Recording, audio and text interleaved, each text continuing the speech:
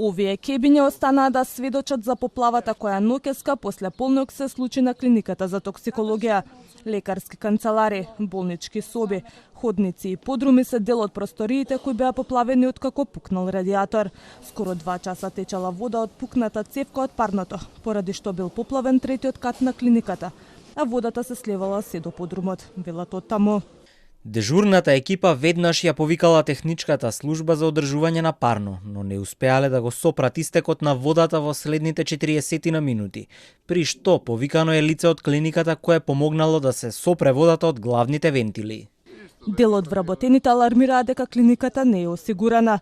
Министерството за здравство ќе проверува и ќе бара одговорност од менаџментот доколку информацијата е точна. Дали има штета и колкава, допрва ќе се утврдува.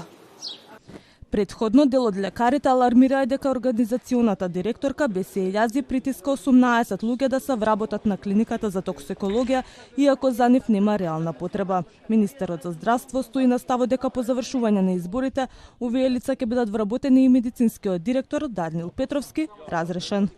Чекам да дојде извештајот на инспекцијскиот надзор кој ги има обврзано во тек на 5 дена менаџментот на институцијава да најде решение за 18 луѓе кои се запослени таму, кои работат, а не добиват надокнада економска.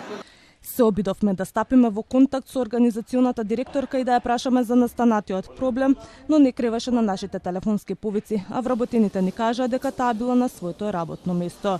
Државниот санитарен и здравствен инспекторат пред неколку дена изврши инспекцијски надзор на токсикологија и утврди дека 11 лица незаконски работеле со пациенти и давале здравствени услуги и покрај тоа што биле без договори за ангажман, а дел од нив и без соодветно образование. Од Министерството за здравство пак со став дека за случајот ќе се постапи, согласно добивањето на заклучоците од инспекцијските надзори.